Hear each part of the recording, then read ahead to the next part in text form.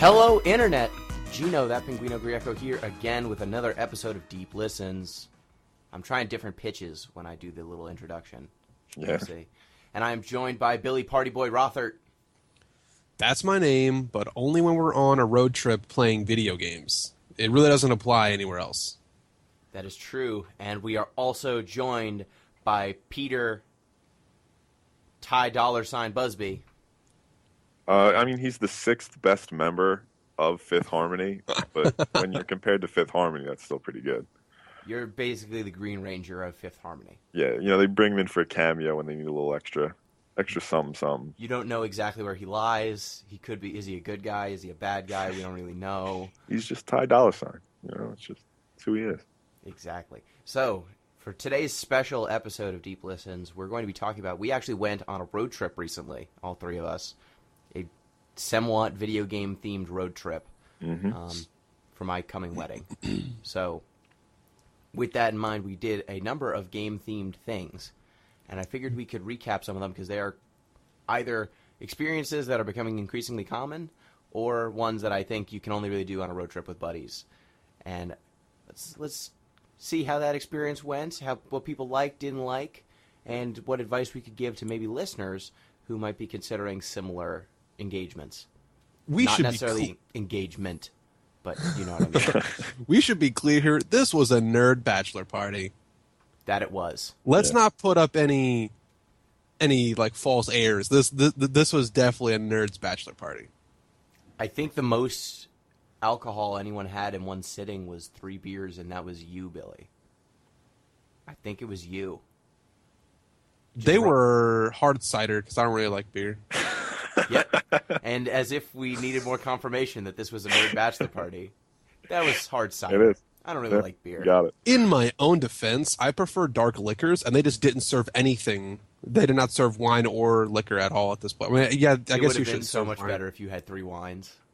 No, I would have put down a couple of old fashions and just tastefully. This is a good mouthfeel on this. You can wine. really taste the bitters on this. tannins. Oh, what? I do not understand wine talk at all. Get that shit out of here. Dude, you gotta watch Sam, man. It's a good documentary. Well, if you listeners want to get in touch with the show, just a reminder, at deeplistenspod, at deeplistenspodcast@gmail.com, or deeplistens.libsyn.com. So, first things first, we road tripped basically the entire East Coast of the United States. And on this road trip, I set up a tiny TV in the back of our car, along with a GameCube and a PlayStation 3, primarily for playing games while road tripping. So we did a number of different games. First off, how did you guys feel about just playing a game while in a car, driving at like 70 miles an hour? Fine. I feel like that should be the standard for all vehicles. No nausea, no Chevy. Oh no, I don't get like road sick or car sick at all. No, I was actually surprised how non-road sick it made me. Because I can't read in cars or anything like that. But yeah, it was fine. I think one thing that helps is that it was like a nice. Well, I shouldn't say it was particularly high quality, but it was a CRT television, and that makes it a little bit easier. on the eyes. Yeah, it makes it a little bit easier on the eyes. If it was like an LCD or a plasma or some shit, I mean, not that you could fit a tiny one of those into a vehicle, or that they even make tiny versions of that. But if it was a shitty TV, we might have had a harder time. Yeah, and I think for the most part we had good drivers, so there wasn't a lot of jerking side to side or anything that would have made it extra bad. I had a little bit of trouble when I was playing Super Smash Brothers. Maybe it's just because that game was so hectic and I was right up on the TV. And that might have been just a little bit, but I found that it was pretty smooth sailing, which was nice because I expected to get car sick. Yeah, so did I, actually. I used to, I've done this before with basically the same sort of road trip, and I used to have to take breaks after every, hour or two, and I'd fall asleep because the car sickness was bad. But I liked it. So, the games we played, we brought 4-player Super Smash Brothers, Melee, the GameCube style, the only game that matters. What did you guys... Had it been a while that you guys played that game, or...? The only one I ever played was the N64 version, so I was pissed that the throws weren't nearly as good in the GameCube version. It's garbage. I will say that the throws in Melee just serve a very different purpose. You have to tech chase them, and the throws in 64 were just like your reliable kill moves. Yeah. Yeah, and But I feel like sometimes you kill better with the throws in Melee, because think about how many times I played Link and down threw you guys into my up B, and that spin attack was just hot bullshit. is hot bullshit. That's true. And I feel like a lot of moves just are a lot more powerful in the N64 version than they are in Melee. Like Kirby's up B is nasty on N64. It's sweet. It's a spike that just instantly kills anyone who you hit with it anywhere near a ledge. Final cutter. Yeah, Final Cutter. It is final in that game. But in Melee, not so much. Though I did remember, I hadn't played Melee in a while, and I remember that Fox and Falco are fuckers in that game. I hate them so much. They're the evil that I know I should be using if I want to win, but I can't bring myself to perpetrate that evil upon others. So instead, I play Roy and lose a lot. I wasn't even playing a good Falco. I was playing like a semi-literate Falco, because I played Falco in the early 2000s when the game came out. But I transitioned into a Link player. And just to give listeners some sort of idea, let's just be clear. This car was full of some heavy Smash Bros. Hitters. Like, That's I true. was getting crushed. Yeah, And I didn't even play the best competition, I would say. Jay was surprisingly good. yeah, dude throws down. He's got a he focuses in on certain games. Like, he will take you in FIFA, he'll mess you up in Smash Brothers. Don't play him in ping pong.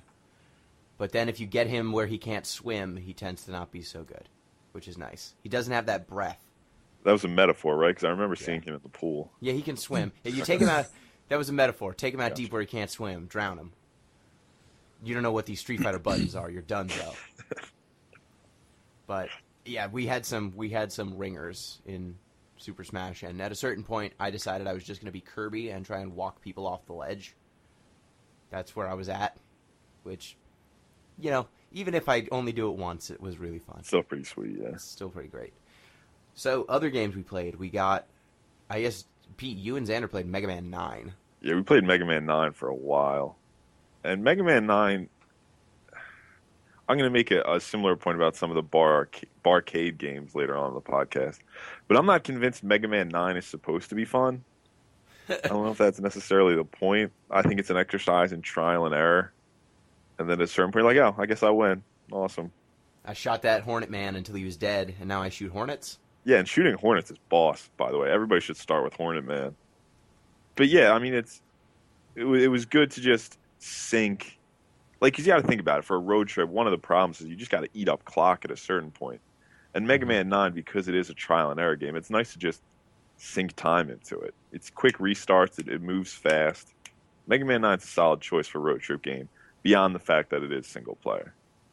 Yeah, and it's a nice game because once you start getting that experience down, it translates pretty immediately. Like, I remember I played Mega Man 9, I got to the final, like, castle or whatever, Dr. Wily's evil castle, and couldn't beat it. It was really difficult, but I tried starting the game from scratch, like, a couple years later, and I was able to get, the patterns had just embedded themselves in my brain, and so I could get much further, much faster. You have to play those patterns like 100 times each through, and it just sears it into your consciousness. Yeah, it has a Dark Souls-esque, you're just going to keep dying over and over and over again, and eventually your stupid brain will learn. It makes an indelible mark on your person. Yes. I'll die with Mega Man patterns in my brain. That's unfortunate, but at least you got to you killed Hornet Man and Galaxy Man, right? Yeah. And you were working on Jewel Man, but he... Yeah, but there were escaped. rocks. Yeah, rocks suck. Like rock and spikes. Fuck spikes. Just everything spikes in that game. Yeah. And I think Mega Man 9 might be the hardest of the Mega Man games. Like, it's supposed to be a spiritual successor to 1 and 2 and 3, but I'm pretty sure it is more difficult than them. Good. It is like a modern interpretation of what that was. Well, I only got one speed, Gino, and it's hard. That is true.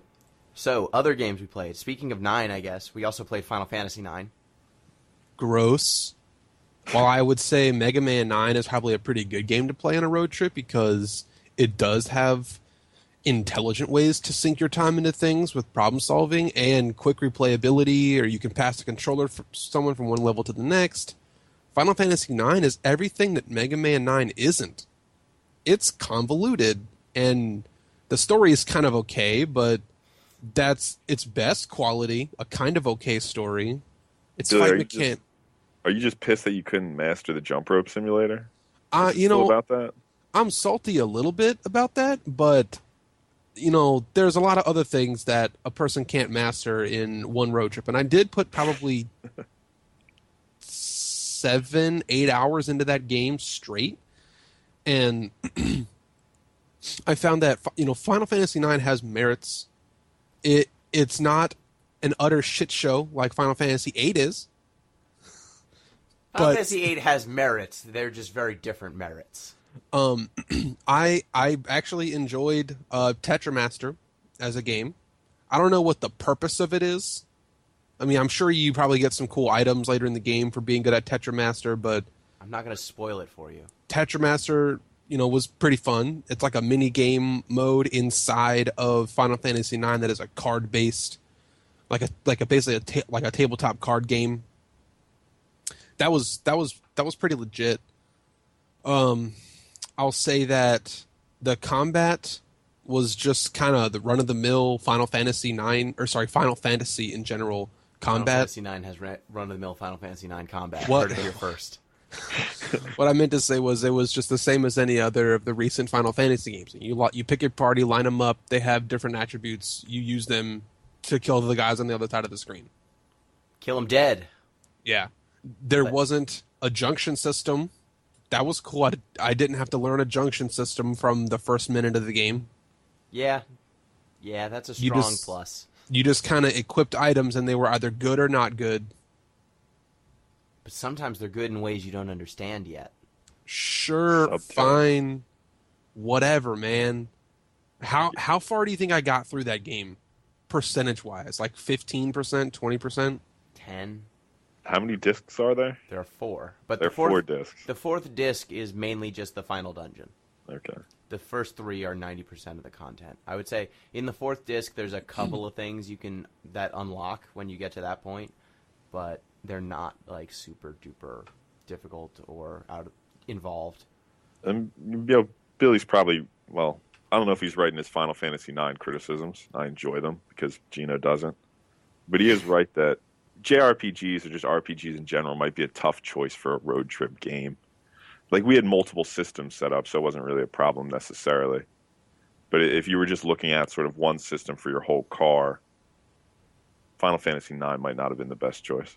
And if we're going to get real for a second, I think that, holding yourself back, we can say it. There is some merit to the setup that Gino had in the car, which was like this power block that plugged into the AC adapter that had the plugs in it, and we had our TV plugged up, and the PS3 could be plugged up. That's all well and good.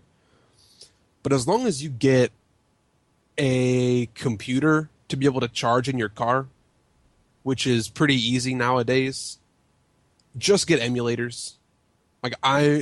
There are times and places where I would support them, and times and places where I would say you should not use emulators, but this is a time where emulators I think are very appropriate.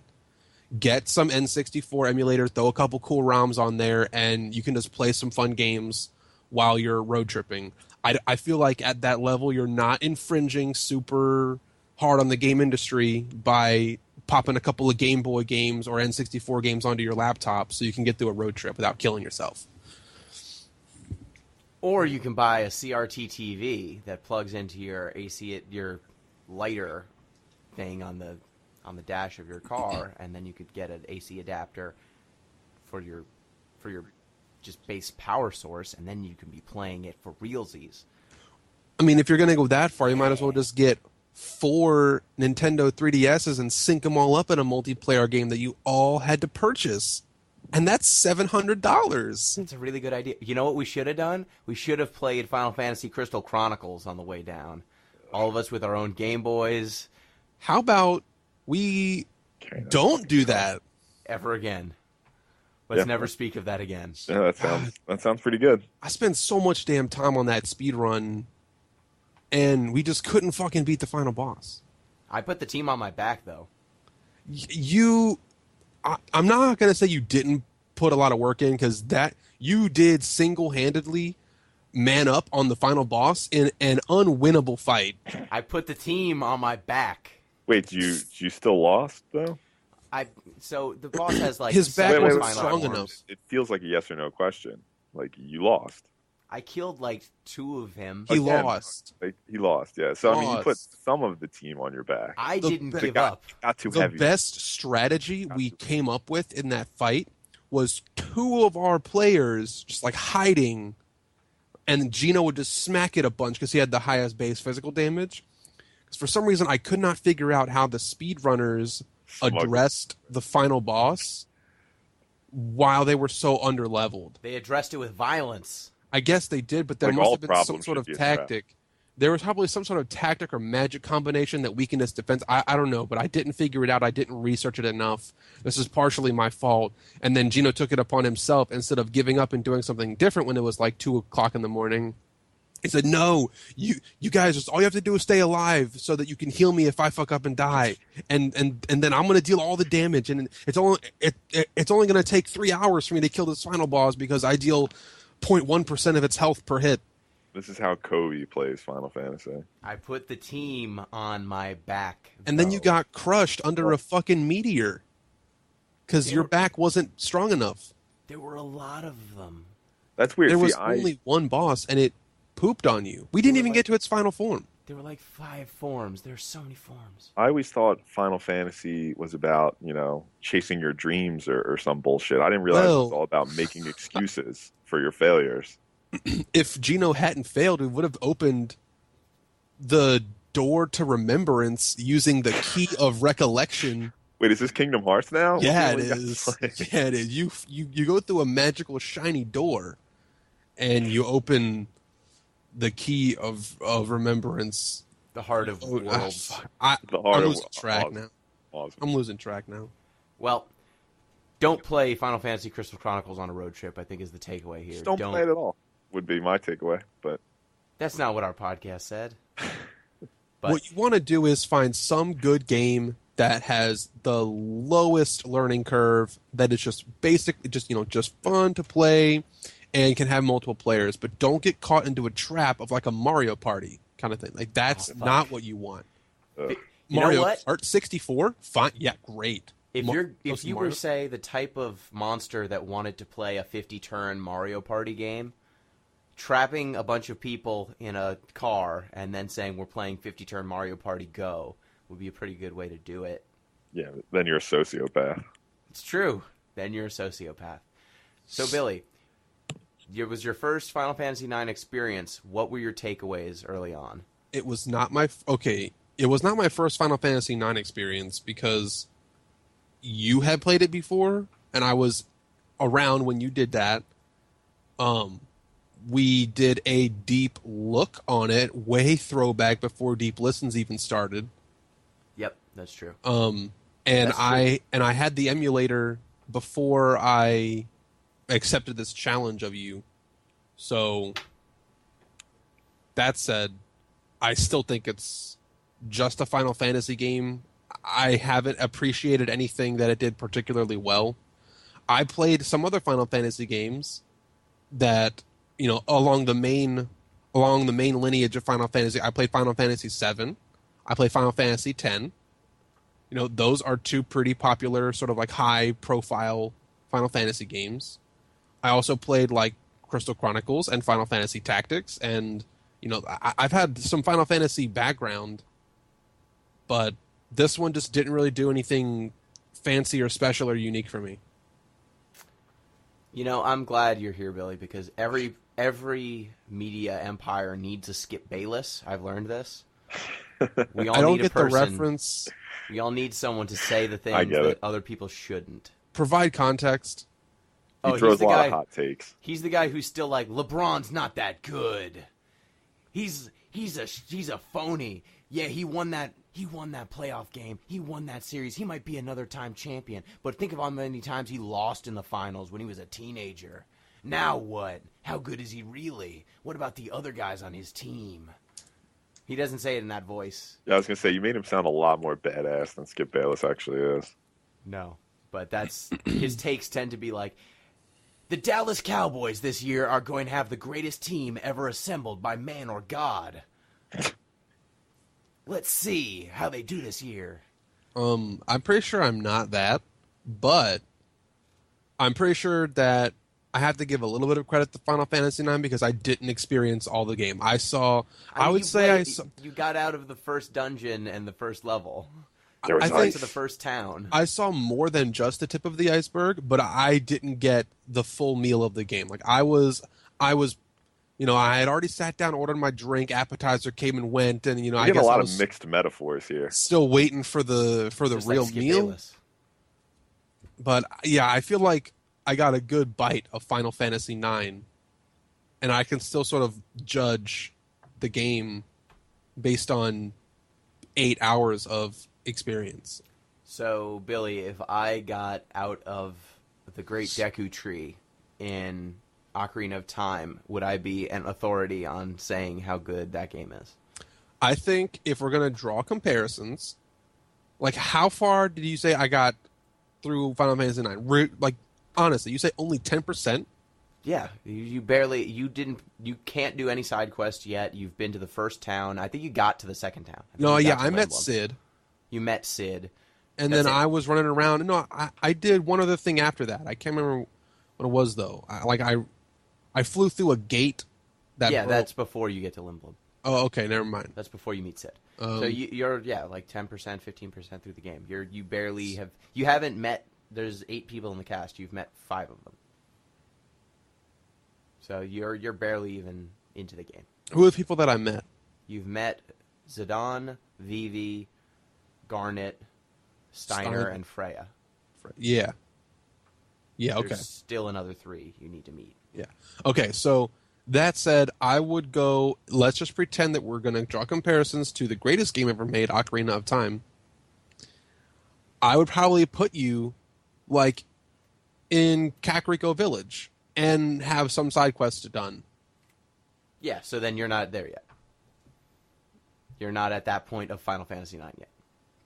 But all right, sure. We will probably let's table this because we are going to eventually have a Final Fantasy IX podcast. I just wanted to get your initial take, Pete. Yeah.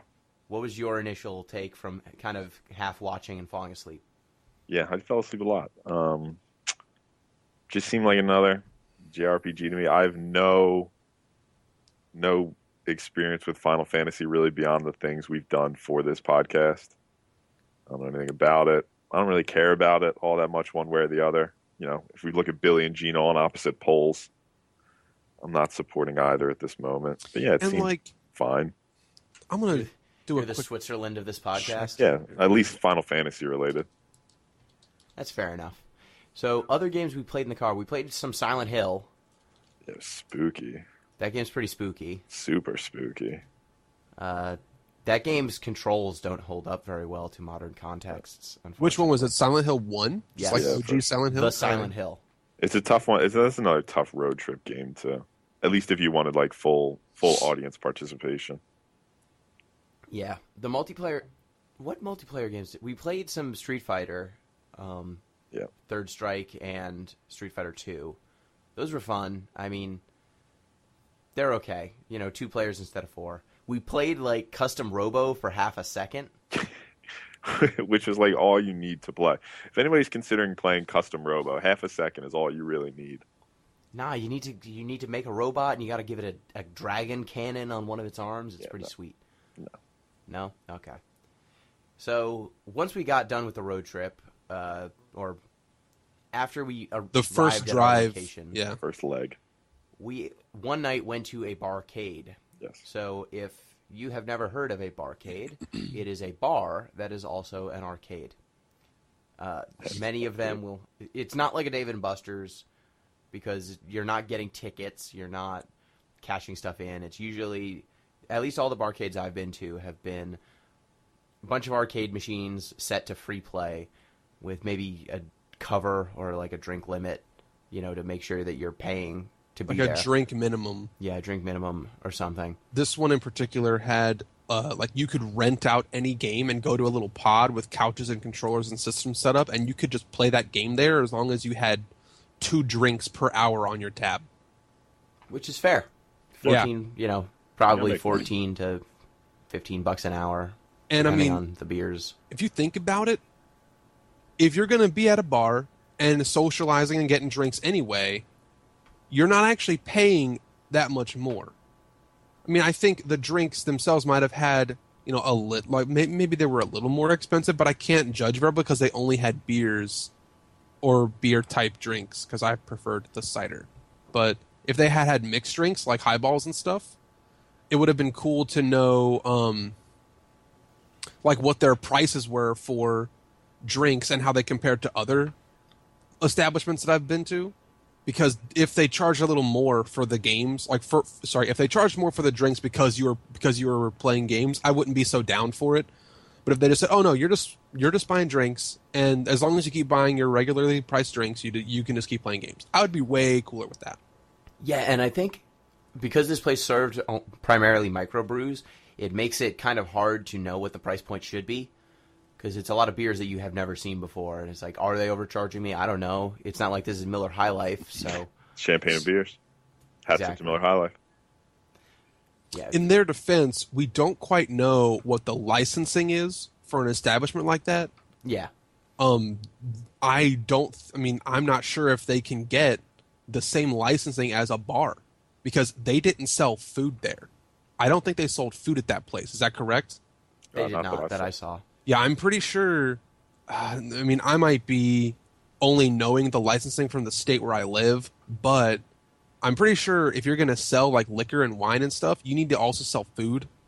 And to because they, some of that. yeah, and because they weren't doing that, I think they could get away only with like microbrewery status with entertainment, and in that sense, you could only have like a very limited number of alcoholic beverages, namely beer type products. That makes sense to me. I think that the pricing was fine. I thought that the selection was actually pretty solid. Yeah, it was pretty decent. Considering. So I enjoyed the experience overall. I really enjoyed it. We played NBA Jam. I got to be the Rain Man. Ugh, we got smoked. Actually, no, I was Gary Payton. Yeah, you were the glove. You were not prepared for Sean Kemp dunking all over you. I'm going to blame Noelle on this one because I don't think she could figure out the controls. So I think she spent so much time looking at her buttons, and then he's the glove. He kept stealing the ball. Took it away, fast break the other way, Sean Kemp. We burned the netting off of your rim. We got clowned. I played Darkstalkers, which is pretty cool. Yeah. That was a game that I... Did any of you have like another person who you did not know come up and try to play a game with you? No, but I was going to say this for the Barcade experience. I feel like it's a good place to meet people. Like if you think about like the awkwardness of, hell, I don't know. I've never tried to pick up anybody in a bar, but I've seen movies. I've watched TV. People do that. Adam Sandler has a hard time with that. Yeah. And I feel like it would decrease the awkwardness. Gives you something to do, something to talk about. If you're on a date, you don't just have to look at this person for the whole night. I support the Barcade as a place for singles to mingle. As do I, because I can say from experience and other things, like I have been to just like bars and try to meet people and stuff, and there is moderate success, but a lot of fucking failure too mixed in with that. So it's kind of daunting, If you're gonna go to a typical bar and try to hang out with people or make new friends or meet people that you're maybe interested in, seeing again or dating or whatever, you have to have this insane level of guts and reckless abandon, right? Because you have to sort of jump into the deep end with nothing in common with these people other than you're at this one place. But if you're at a barcade, you're there because you like games, and you can always just default to talking about games. And it is like the ice is already broken with everyone in the room. And likewise, another thing that I've done similarly has been to an establishment that was focused on like Latin dancing. And so anytime you meet or talk to somebody, you can just default have this conversation started. Oh, like, how did you get into dancing or whatever? And the ice is already broken. But at a regular bar, you can't just be like, hey, do you like bars? And it doesn't really get you anywhere. Do you like getting slammered? Obviously, you like to drink. Do you like getting chocolate wasted? Yeah, I was going to say, one, I've never heard the term reckless abandon used for anything other than slamming into someone in a football field. Yeah, that's a good point. My coach would say, you need to play with reckless abandon. Run in there, tackle that man. Head first, go. Two, I think that there's also, on top of this common interest in terms of conversation topics, you also have this mediator, which is the game. So if you're maybe uncomfortable coming up and talking to someone, you can at least go like, hey, want to play? Can I play with you? And then you're playing a game in which your social interaction is largely button presses and mediated through that experience. So, hey, maybe after like 2 or 3 games, the person turns and goes, hey, I'm done. Oh, that was really good. This game that we were playing, do you enjoy it? Have you played it before? Like, what are we doing? And then you've got a conversation going without having to necessarily just come up with ideas off the top of your head. Though I did see that a lot of people that were there seem to have come as groups and then rolled as groups. Yeah. Which, I mean, makes sense. It just becomes, a place to go out and game with your friends. I did play with some strangers. One of the games that I played, one of the experiences that I enjoyed the most was that when you actually sat at the bar, there were just controllers like hanging over the bar, and they had Street Fighter V, they had Super Smash Brothers for Wii U, and they had, I think there was one TV that was kind of rotating between One was like playing Injustice or Mortal Kombat. Yeah, I think it was Mortal Kombat 10. Mm-hmm. And then there was a shooter game that was on another one of the big screens, and then there was like a Guitar Hero or a Rock Band setup. But I played a lot of Smash because obviously that's my one of my favorite games, and I had a unique experience here that I want to share for a little bit. The game was sort of ungoverned. People are just sort of new. Everyone just sort of knew you're in a social Super Smash Brothers setting, and you're playing 4 versus 4, or sorry, like 4 people free for all, and that like bottom 1 or bottom 2 people swap out their controllers. So people play really differently when they want to play more, because you have to do better. You have to rank higher in the match in order to keep playing. Usually the person who finishes in first and the person who finishes in second get to keep playing the next round. So they don't have to give up their controller or their seat. So people will play radically differently because of that mechanic.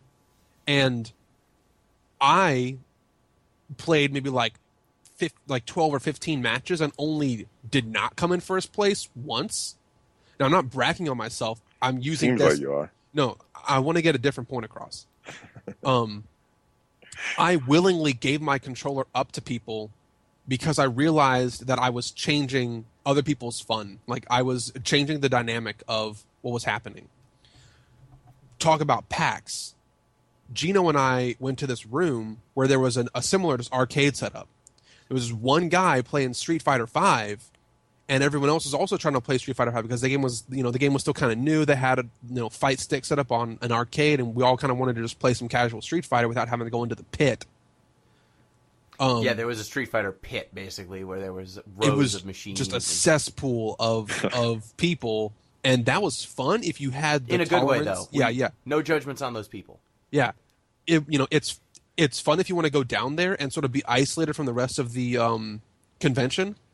I'm going a mile to tell like a very short story, but that guy at the Street Fighter booth needed to get the fuck off because he was just winning against every single person with the same character over and over again. There was literally a line of like 10 people who wanted to play on one side, and then there was just him on the other. So you weren't in line to play Street Fighter. You were in line to play this guy in Street Fighter. And that made everyone's experience bad. It's worth mentioning that guy was playing Armika, who's a rushdown aggressive character, and the answers to her aggression had not been widely disseminated yet. So there were a lot of people who were just like, I'm dead. He hit me once. I don't know what's even happening. I'm dead. And it would happen over and over and over again. Would you call her like a Vortex character? Yeah, she's at least when you don't know how to defend against her, she looks like someone who's running high-level Akuma game or something from Street Fighter 4. Is who's she? Just hitting you. Oh, go ahead. Is she Jiu-Jitsu lady? No, she's female wrestler lady. Oh, gotcha. Okay.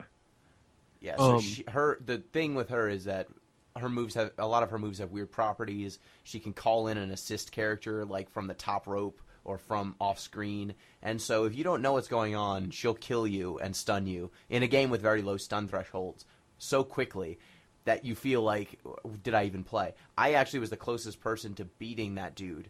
And all I did was just hit uppercut over and over and over again until he stopped. Because he just kept slamming on buttons and doing aggressive shit. And I'm like, fine, if you're just going to do this, I'm just going to keep mashing uppercut until you die. And it actually worked and almost beat him 2 out of 3. But in a scenario where everyone's just kind of there playing around, having fun, it's not necessarily so fun when one dude is clearly practiced on this new game and is just refusing to leave. And or even switch characters. Yeah. Bring it back to the Barcraft scenario. Barcade. Yeah, sorry, yeah, Barcade scenario. World of Barcraft is my new MMO you can all play. Minimum 2 drinks per hour. Back to the Barcade. I realized, so I've been on the receiving end of this, both at PAX and playing Smash 4 with some people that are just way better than me. It's not fun when you just get bodied over and over again, but you want to play this game. You know, so yeah, I played maybe like 15 games and I only didn't come in first place once. But every time I played 3 or 4 games and came in first place, I would just immediately turn around and give my controller to somebody else because I realized that people started changing their characters to try to be better than me, and I didn't want them to do that. And I think people should notice this kind of thing in a barcade setting or any other kind of social setting to be better at giving up your seat so that other people can play. That sounds like I'm just saying be a good person or have friendship, but it really improves the dynamic for everyone. Yeah, there are highly competitive situations, and then there are social situations where everyone's trying to drink and have a good time. Yeah. And I think everyone has experienced some sort of something that can be played competitively when you are trying to play it casually, and someone is very much all in on playing it competitively, and how much of a buzzkill that can be. Like if you're trying to play a pickup basketball game and one guy is guarding you the entire length of the court, swatting at the ball constantly. Like sure, that might be a way to play, but we're here to have fun. Like, it's not super enjoyable. Or say for example, if you're playing mini golf and someone was like studying the greens and taking a long time to line up their putts. Who would do such a thing? And was like picking up the ball and moving it due to rules on the green that other people weren't privy to, instead of playing it as it fucking lies. But this is all hypothetical. No one would ever do that. Other thing I want to mention on the Barcade, vape. It was prevalent. The air was thick with the vape. A miasma of sorts. Yes. Back to Final Fantasy Crystal Chronicles, there was a miasma, and it smelled like watermelon. I was thinking Inuyasha, but whatever. That too. It was watermelon, it was bubble gum, it was cotton candy, and just the people vaping just had to blow the biggest, thickest vape clouds. There was a little bit where I couldn't see. Billy and I were playing Street Fighter 4, and I couldn't see my character for a bit because someone blew the biggest vape cloud they could in our direction. I don't know how much longer before indoor vaping becomes banned like indoor cigarettes, but man, it'll be soon. It'll be soon, and I hope so. Not that vaping, like, if you want to smoke or if you want to vape, that's your own business. Just because it smells like bubblegum doesn't mean that it's any less annoying for someone. I mean, it is slightly less annoying than cigarette smoke, but it's still not something I want to deal with. And by consenting to be at the Barcade, I did not consent to have sweet vape rigs being blown all over my face. They weren't aiming it at me. They were just puffing their big clouds. They probably weren't trying to hurt people. There was a bartender who was vaping while bartending. I thought that was maybe unprofessional, but that's okay. And the only other criticism I would say is there were some machines that had maintenance issues. That'll come up, Yeah, but that's just sort of cost of, that's sort of arcades. upkeep. Yeah, they're going to get used a lot, and sometimes people will get drunk and smash on buttons hard. And I'm sure that someone spilled a drink on one of those machines. Yeah. I tried to play Mortal Kombat 3, and the crouch didn't work. Like, I couldn't... The down direction on my joystick didn't work, which makes it hard.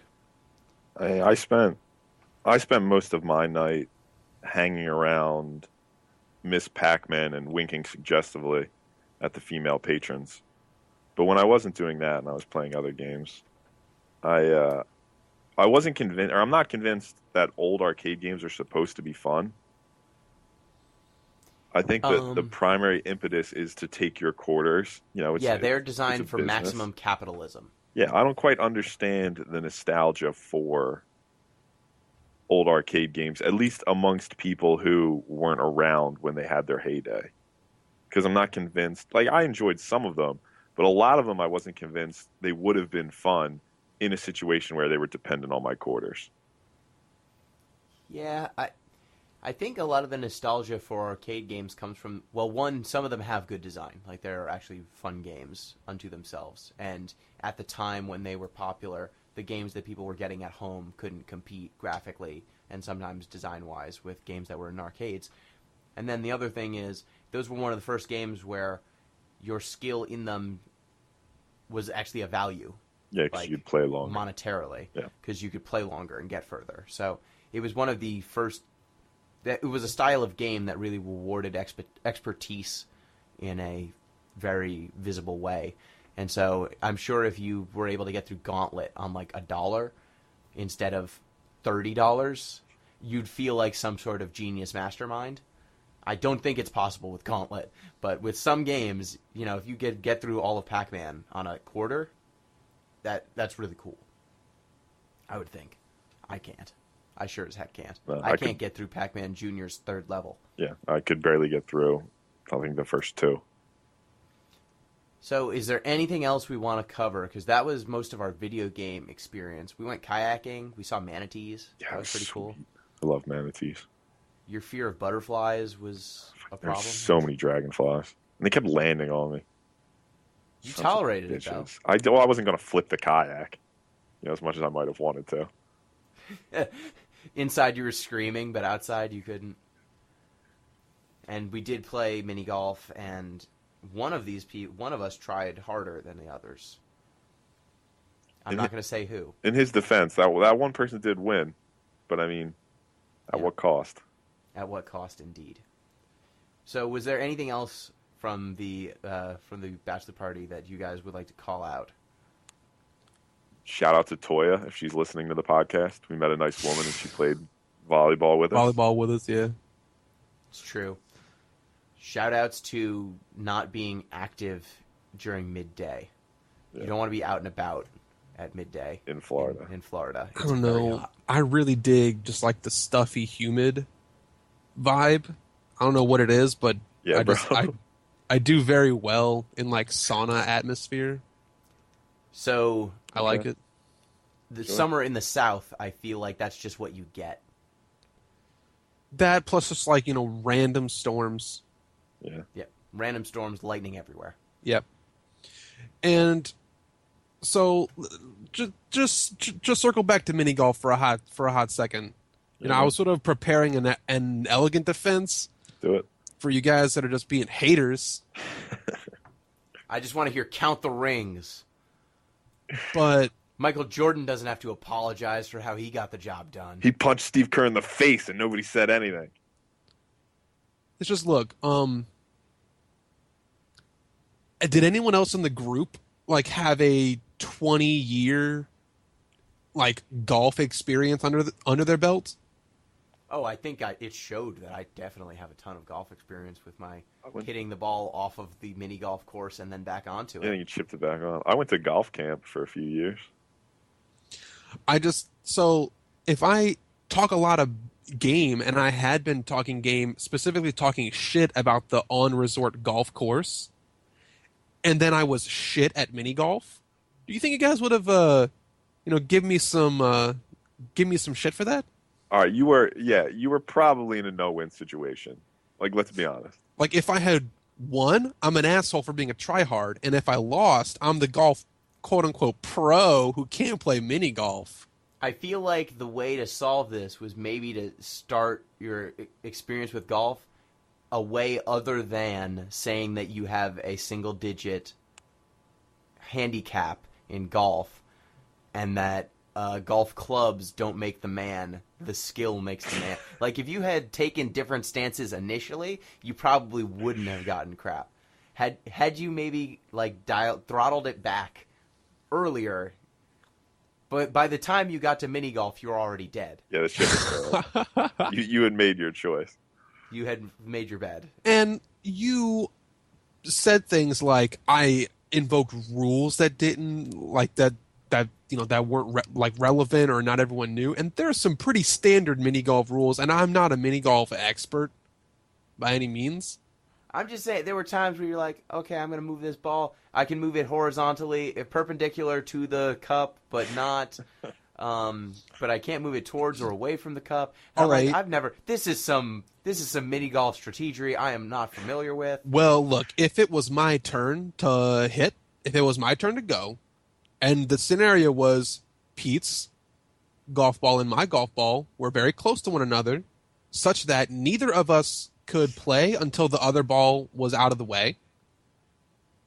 And just in order to make the game work, I treated it like sort of like a lateral, like you get like relief. You can like move laterally, no closer to the hole, like a club head length, which is all you need to not obstruct the other person's ball or hit their ball.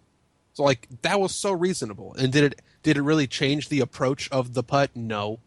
We'll never know. I never moved from one lie to a better lie unless there was like a puddle of water on the mini golf course that should not have been there due to poor architectural design. You can move your ball out of standing water. You don't have to putt out of water unless it's like a water hazard on the course.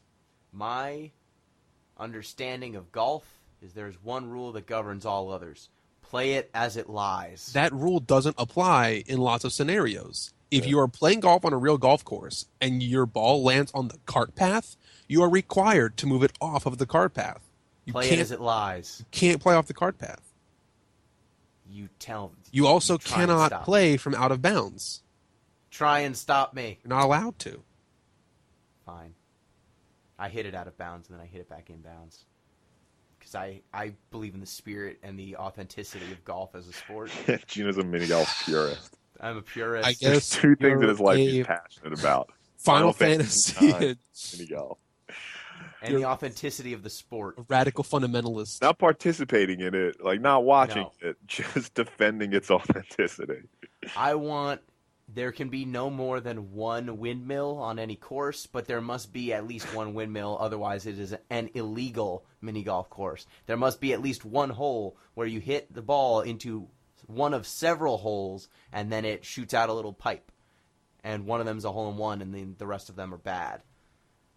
There must be a hole where you hit the ball into, and then it never comes back. And if you get a hole-in-one, you get a free game.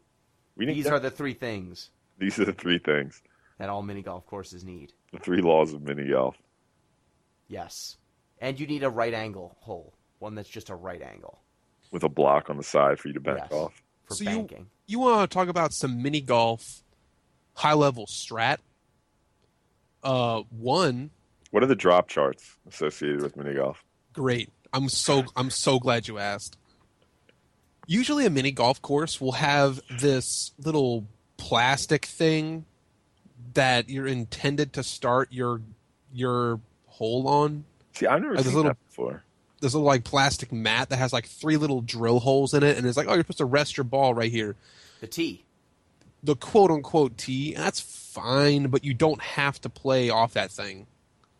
In many cases, playing off that thing is bad because in order to hit your ball out of a tiny little drilled hole, it has to get a weird kick to like launch itself out of that thing, and it can make your initial shot not as good. As revealed by wind tunnel testing. Then, a lot of times when there's like particular curves, or it's like very particularly windy mini golf hole, you want to actually have your ball roll along the wall until the wall curves away, and then it ends up being like a straight-on approach. Like a lot of times, a straight bank shot's not going to do what you want because the mini golf walls are gonna Curved. Well, they're curved, but they're also going to make the ball, if you hit it, bounce up into the air, and you don't want to do that. It can frequently cause your ball to go out of the course if it's a very narrow hallway. And we were playing right after it had rained, so the ground was wet, which slowed down our balls a lot. If we want to actually progress through the hole at a reasonable pace of play, we're going to need to hit pretty hard. And doing that increase the chances of us hitting off course. That comes to my golden rule for mini golf. Hit the ball hard every time and let St. Peter sort it out. Patron saint of mini golf. Patron saint of mini golf. He'll sort it out. I'm pretty sure it'd be St. Andrews. St. Andrew probably be the patron saint of mini golf. It's probably St. Tony, St. Anthony. Tony, as my grandma calls him. Because you have to find the ball when it gets lost. Because you have to find the ball after it goes out of the course. So, last bit of mini golf strat is don't always dunk. A lot of times when you miss in mini golf, you are gonna suffer some hard penalties. You're gonna be kind of boned. So play to miss close. Miss short. Always miss short. I wouldn't say miss short, because if you're going up like a volcano kind of hole, if you hit short, you're just never going to make it. You have to hit it hard to even have a chance, right? I would say miss close. That's an illegal hole. Miss close.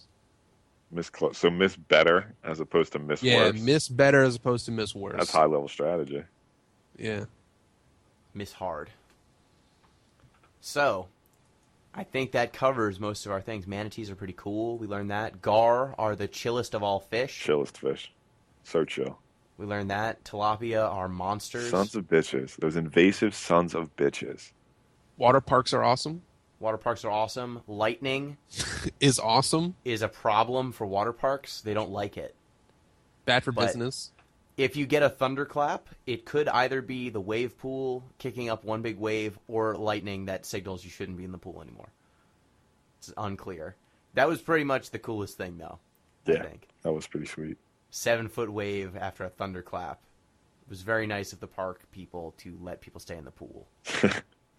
Dangerous. Well, I feel like they didn't quite know what it was. They couldn't tell, wait, is this the wave pool turning on, or is this lightning? Thunder. I mean, it was definitely cloudy and weird. Yep. And there was definitely like threatening weather. But at the time, it was like a perfect coincidence of, hey, this is about to be a thunderstorm, or this was just another one of the routine sounds of the water park. They couldn't quite tell, so they erred on the side of more fun. Which is how I always like people to err. Yeah. Just err on the side of fun. That's the move. All right, so I think that's everything. Also, don't go near alligators. Just don't do it. No. It's not fun. No. Thank you, everyone. If you have feedback, if you have Bachelor or Bachelorette party stories you would like to tell, or Barcade experiences, if you would like to defend vape, don't defend vape. Just don't. Vape in a bar, it's not fun for anyone, except for the person who's vaping. So you can go ahead at DeepListensPod on Twitter, deeplistenspodcast@gmail.com, or deeplistens.libsyn.com. Thank you, Billy. Thank you, Pete. Thank you, Gino. Had fun. The whole experience overall was fun. The flight back was not so fun. Oh, yeah, I had to ask you about that. What happened? Important thing. Pete, me, and 2 other people drove all the way back. We road trip back. Billy bowed out because he had to get home early. But you missed your flight? Yeah, so I'm not going to talk shit about the airline, but I had a flight. The flight was supposed to depart at 5:28, and I got to the boarding gate at around 5:15. And I'm feeling like, okay, I was cutting it close, but I should be totally in the clear. And I sit down with the other passengers, and I'm assuming we're about to board. And I wait like 5 minutes, and then I go ask the flight person. I'm like, "Hey, like, is this flight boarding soon?" They're like, "Well, it actually left like about 10, 15 minutes ago." And I said, "What?" It departs at 5:28. They said, "Well, yeah, well, they go taxi on the runway at like 15 minutes before the plane actually departs." So I must have gotten there a minute or two after the plane actually left the gate to go just wait in line to take off.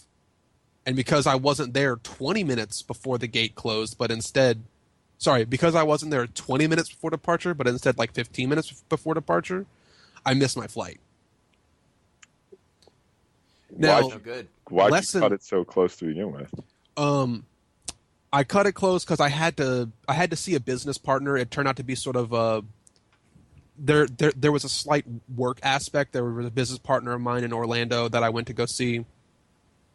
But also, I have been through a lot of big airports and sort of planned my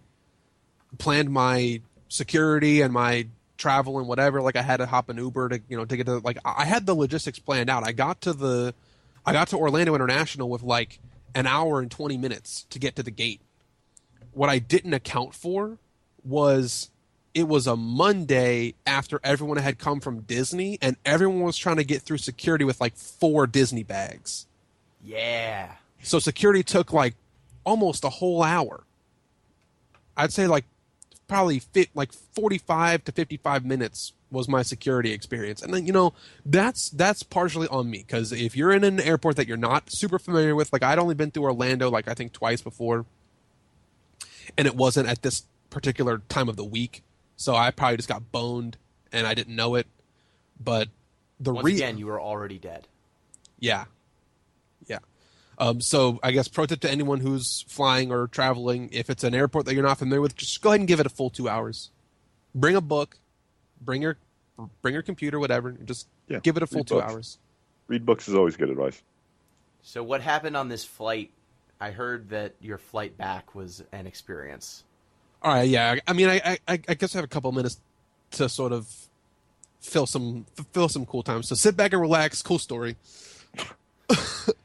Once again, once you say cool story before you start saying the story, you open yourself up to the criticism. We watched a film on the way down, didn't we? What film did we watch, guys? It was Gladiator. Gladiator? All right, just keep that in mind. Okay. Okay. So after I missed my flight, I'm freaking out because I have to get to work the next day, and there's no way. There's no more flights on that particular airline to my destination until the next day. I mean, I'd have to wait like a whole day, and I maybe wouldn't even get on that flight. So I just hopped a completely different airline, went back to the ticket counter, and I'm kind of pissed off. I'm not a kind of person who normally gets angry. And I get my plane ticket, run through security a second time, get to the boarding gate. All right, they haven't started boarding yet. I'm not late. They ask for volunteers to voluntarily check their luggage for free because the plane is so full that they're going to need to make some more room. I actually bought the last ticket for this plane, and there was like 12 people flying standby behind me. So I was fated to be on this plane. I get upgraded because I voluntarily check my bags to a row with a lot more leg room. It's the emergency exit row. So now you're an emergency exit expert? Now the lives of all the passengers are in my hands. Yes, as they should be. As I'm boarding the plane, I see the pilot just kind of like waving his fucking arms around like a mad person. And I don't know what's going on. Is he flagging you down to fly the plane? Not quite. Turns out I'm looking for Captain Good Vibes. Captain Good Vibes, please help. There's a wasp on the plane. Oh no. And we can't take off until it's dealt with. Because there's like kids freaking out and like people are, out of their seats and stuff, and it's just generally an annoyance. We can't take off until it's dealt with. So, very cute Asian flight attendant is giving me instructions on how to save everyone's lives. The wasp flies by her head, and she sees it and flips her shit. Like, she loses it. She's allergic. And so imagine being So in Billy your... has to suck the poison out? Is this Imagine being in your workplace environment, a closed space, people you don't know, and then all of a sudden there's like a lethal insect just sort of flying around you. All right, you're going to get pretty distressed as well, right? So in my efforts to console her and assure her that she is safe, I say, hey, miss, I am CPR AED first aid certified. Like, if you are to fall into anaphylactic shock, I think you should do it right, pretty, kind of like right in front of me. I will be able to provide you assistance. I asked one of the other flight attendants who said, yeah, we do have an EpiPen on board. Okay. So I was like, yeah. That's like, a lot more totally... important than AED CPR certified when your throat's closing up. So I said, besides that, I am a black belt. I feel like my odds against this bug are pretty good. You have to be playing this up now. You couldn't. I'm not. This is 100% true. Every single You're thing a human happened. cartoon character. Every single thing happened.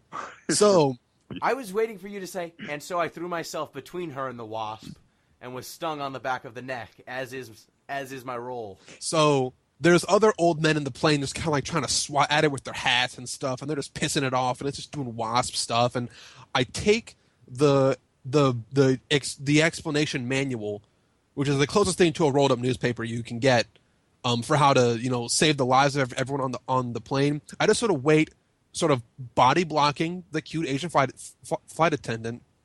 I feel like when you say body blocking, so you were like huddled around her? I was just between her and the bug. Okay, so yes, you did put yourself in harm's way. All right, you said it, not me. It lands on the overhead cabin, and I, in one motion, just slam it with the flight instructions for how to do the emergency exit shit. Not only do I kill it, but I kind of smear it across the whole overhead compartment. So send a message. Kill confirmed, right? Kill confirmed. Let the other hornets know what happened here. It was a wasp. The crowd goes wild. All right, I'm talking roaring applause.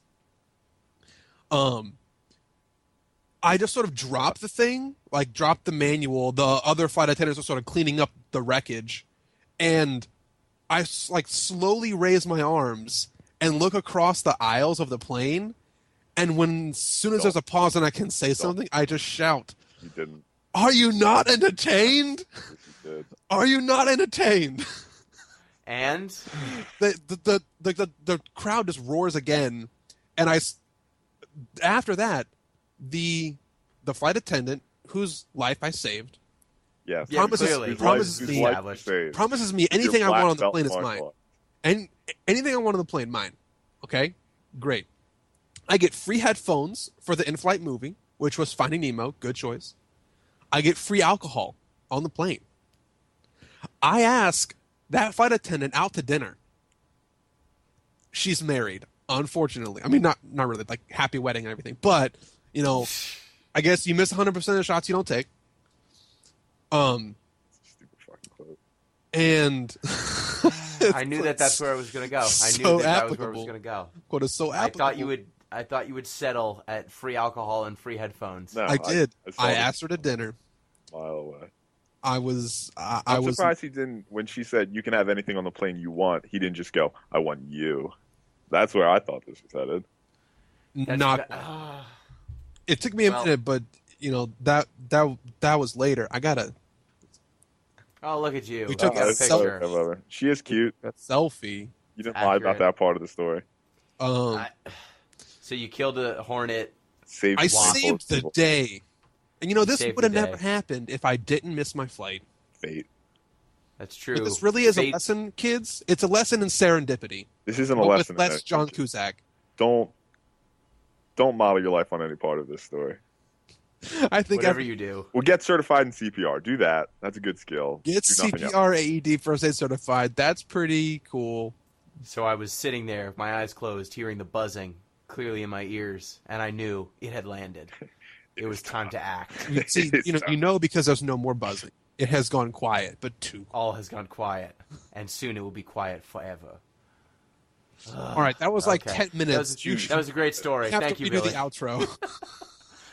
That's true. Redo the Thank outro. you. Thank you, Billy the Hornet Slayer. The Wasp Slayer. Thank you, Pete. Yeah, I just, shout out to all those families that got their loved ones home, thanks to Billy. Thank you, Dr. Good Vibes. Till next week, everyone. Thank you for listening to this ridiculous show we've put together. Hopefully, we will have a Final Fantasy IX podcast at some time in the future. We will probably be doing less ridiculous things than this one. I just thought it was a good thing to recap. Go Manatees. Go Manatees. Till next time. Peace.